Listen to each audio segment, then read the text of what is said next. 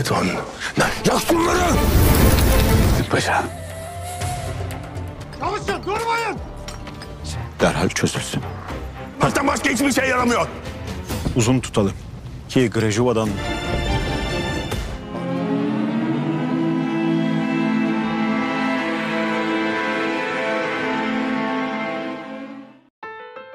Sultan Mehmed merealisasikan mengepung Konstantinopel melalui 3 penjuru. Diawali menaikkan kapal ke daratan, melewati Tanduk Emas. Setelah itu satu persatu akan memberikan isyarat melalui penyerangan meriam dan melalui bawah tanah. Saat ini pasukan Sultan Mehmed sedang diliputi kepercayaan diri yang tinggi. Hal itu disebabkan karena terjadi bentrokan di kubu Konstantinopel sendiri antara kaum Ortodoks dengan kaum Latin. Sementara itu isyarat terakhir adalah menunggu terbukanya gerbang Kalagros oleh Satilmis. Sultan Mehmed menegaskan bahwa ini sudah waktunya untuk kemenangan umat Islam. Konstantinopel sebentar lagi berada dalam genggaman. Serangan besar kali ini akan membuat mimpi buruk bagi Konstantinos. Dan itu bukan isapan jempol. Imperator sempat terkejut kapal-kapal Sultan Mehmed bisa melewati Tanduk Emas, sedangkan rantai masih utuh. Pihak mereka sempat berasumsi bahwa Gio telah berkhianat. Namun tentunya itu sudah dianggap tidak penting karena pada kenyataannya mereka diserang dengan meriam. Gempuran demi gempuran tidak henti-hentinya dilancarkan, baik itu melalui kapal laut maupun darat. Hanya saja ibarat pepatah, tak ada gading yang tak retak, masalah muncul di gerbang Kalagros, di mana Satilmis keluar dari gerbang itu, namun bukan untuk membukakan pintu, ia justru menjadi tawanan Francisco. Itu artinya rencana menyelinap melalui pintu air telah gagal. Ada satu hal yang menarik di sini, di mana Saltuk tidak berada di antara para tawanan. Kegagalan 1 dari 3 rencana Sultan Mehmed ternyata mengubah strategi. Sementara itu di dalam kota, rakyat sudah tidak percaya dengan Konstantinos. Mereka memohon pengampunan dari Mehmed. Akan tetapi tentunya imperator tidak mengizinkan. Ketidakjelasan nasib Saltuk dilaporkan kepada Sultan Mehmed. Namun bukan itu satu-satunya yang menjadikan kekhawatiran, melainkan tidak ada satu gerbang di Konstantinopel yang bisa dibuka. Tentunya itu menghambat pasukan darat untuk bisa melintas. Meskipun begitu, satu hal yang dianggap berhasil adalah masuknya kapal ke Tanduk Emas.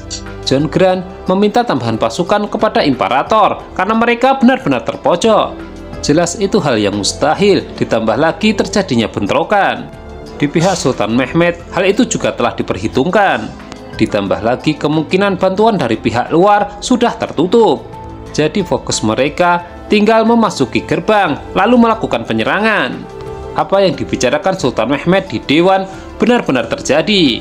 Francisco meminta diberikan komando penuh dan mengesampingkan imperator karena dianggap tidak memiliki strategi lagi. Francisco mengatakan hal itu bukan tanpa alasan, ia lebih mengenal Mehmed dibandingkan imperator. Sementara itu Sultan Mehmed juga berpikir Francisco sudah mengenal strateginya. Tapi jika dia membuat strategi baru, maka Francisco belum tahu. Satu hal yang paling mendasar, Sultan Mehmed tidak akan melukai warga sipil. Setelah diancam Francisco, imperator kembali mendapatkan kabar buruk, di mana para senator telah melarikan diri. Bahkan Pledon, si penasehat, tidak ditemukan keberadaannya. Imperator benar-benar ditinggalkan sendirian dalam keadaan tertekan. Sultan Mehmed mengajak para pasya untuk tegak berdiri.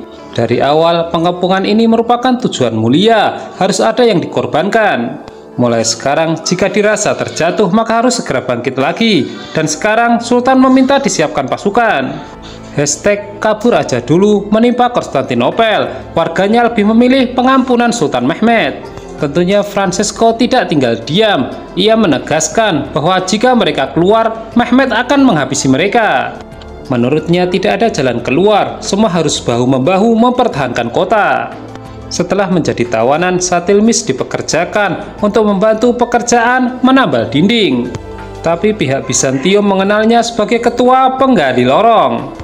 Sementara itu, Balibe terus mengkhawatirkan kondisi Saltuk. Ali B yang datang berkunjung kemudian memberinya nasihat bahwa setiap prajurit sudah siap dengan tugas yang dilaksanakan, bahkan tidak kembali sekalipun.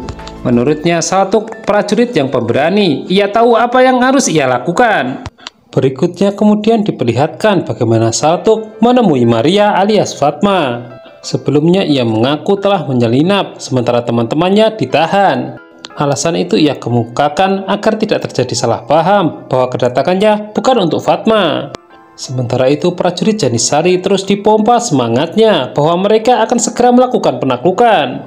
Mereka harus meluruskan niat bahwa semua atas kehendak Allah. Apapun itu, mereka telah berpamitan dari keluarga meskipun harus syuhada.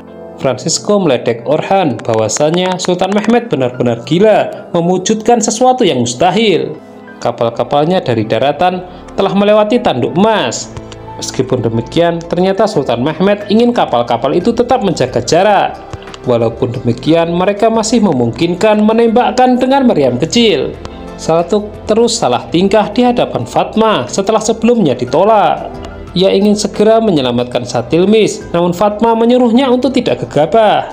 John Grant merasa senang, orang yang selama ini ia buru kini ditangkap. John Grant menganggap bahwa Satilmis seperti tikus di dalam lorong, tapi sekarang ia tidak perlu bersusah payah untuk menangkapnya. John Grant paham betul bahwa Satilmis ahlinya ahli. Dia lantas menawarkan kerjasama, namun tentu saja ditolak. Kapal-kapal di Tanduk Emas sudah banyak menembakkan meriam. Sekarang perlu dipikirkan bagaimana pasukan bisa mendarat. Di sisi lain, Imperator Konstantinos telah putus asa. Orang-orang Latin Katolik lebih dominan dan ia ditinggalkan sendirian. Tiba-tiba datang kejutan, Platon muncul. Dia mengaku selama ini ia menghilang, ia sedang mempersiapkan kapal bersama Koko untuk menghancurkan kapal-kapal Sultan Mehmed. Aksem Sedin mempersilahkan Mulan Ghurani untuk menceritakan mengenai penaklukan Mekah. Bahwasanya banyak orang menduga bahwa kota tersebut ditaklukkan oleh Rasulullah SAW menggunakan pedang, padahal dengan kasih sayang. Sultan Mehmed yang mendengarkan juga ceramah ini sangat takjub. Dia semakin yakin jika menaklukkan Konstantinopel tanpa melukai warga sipil. Imperator Konstantinos curhat kepada Platon. Memang benar kata Notaras, saat ini orang-orang Latin lebih dominan, termasuk Francisco yang telah mengancamnya.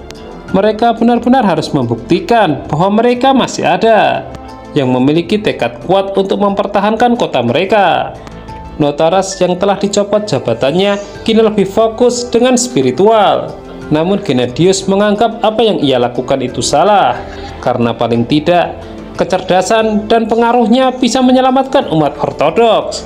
Satilmis yang disuruh kerja rodi mulai mengeluh karena temannya yang sakit tetap mendapatkan paksaan.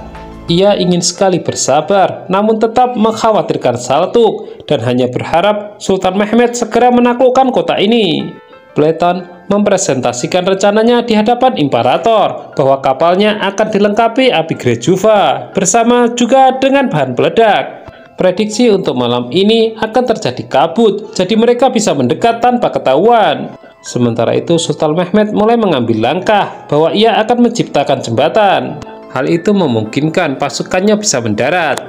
Saat ini Zahanos sedang bersama para tukang kayu.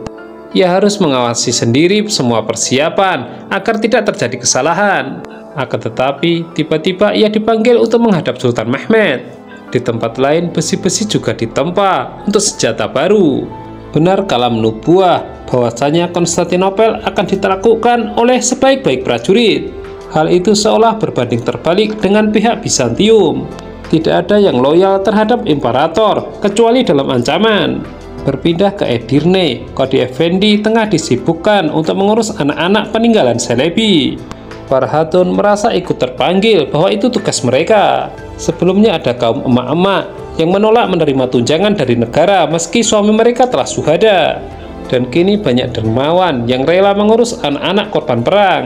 Zahanos memberitahu Sultan Mehmed ia terlihat sibuk agar tidak terjadi kesalahan. Hal itu tentu diapresiasi, hanya saja Sultan Mehmed tahu bahwa Zahanos ingin mengeluh.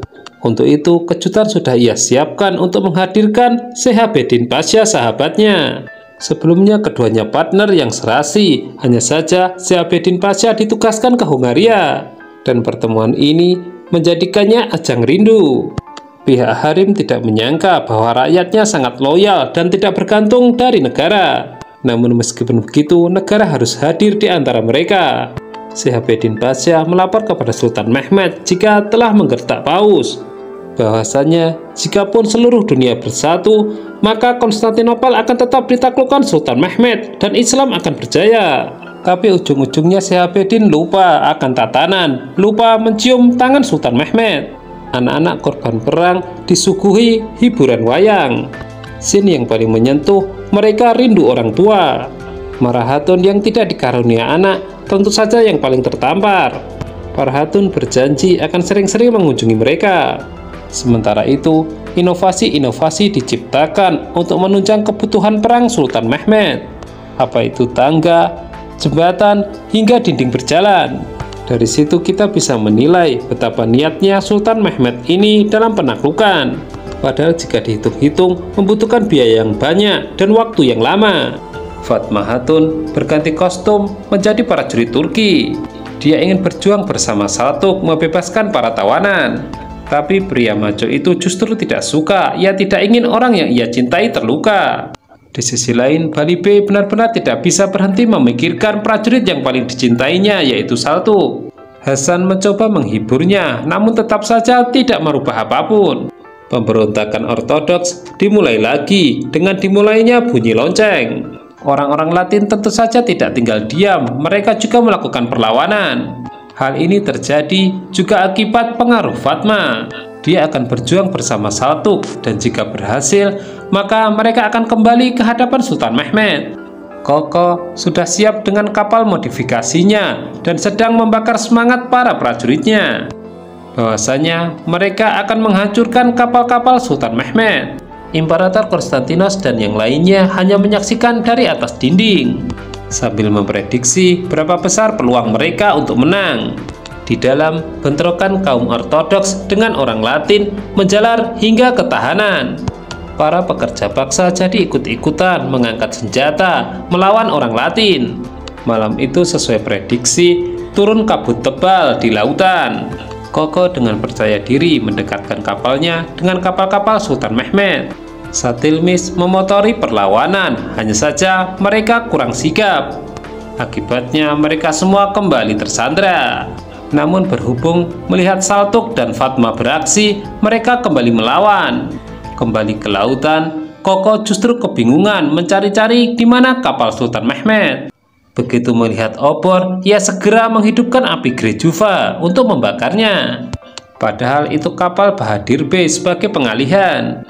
Sedangkan para prajurit diam-diam menyelinap melalui laut. Sementara api Grejuva tembakannya tidak tentu arah, justru mereka diserang dari jarak dekat. Perlawanan yang dilakukan Satilmis membuahkan dirinya terhunus pedang. Saltuk khawatir bukan main melihat sahabatnya itu. Dari yang biasanya membanyol, kini Satilmis benar-benar sekarat. Kapal Koko diserbu pasukan Sultan Mehmed. Mereka merayap seperti semut. Bahadir Bey yang mengincar Koko ternyata belum berhasil. Dia berhasil melompat ke laut untuk melarikan diri. Tapi anehnya Bahadir Bey terlihat tenang-tenang saja.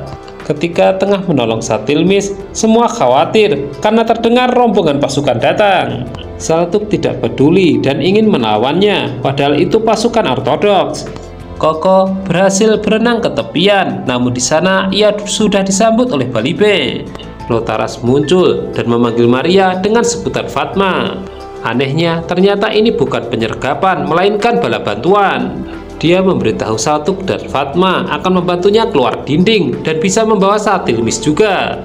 Lotaras juga nitip salam untuk Sultan Mehmed dan berpesan agar putrinya dijaga.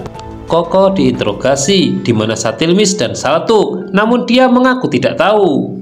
Akibatnya Bali Bey naik pitam hingga harus dipegangi teman-temannya. Imperator kesal dan marah besar kepada Platon, rencananya gagal total. Alasan apapun sudah tidak bisa diterima, apakah ada pengkhianat atau memang kebodohan mereka. Keputusasaan Imperator kambuh lagi, ia lebih percaya orang Latin.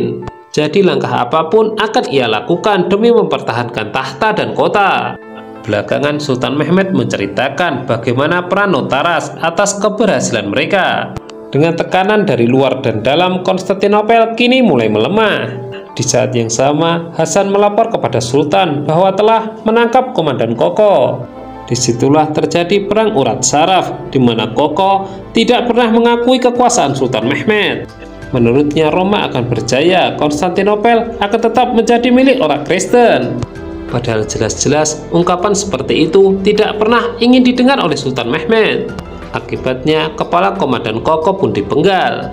Masih dengan semangat yang berapi-api, Sultan Mehmed menegaskan kepada pasukannya bahwa Konstantinopel akan mereka taklukkan. Perjuangan akan terus berjalan hingga kota itu akan berubah menjadi Istanbul.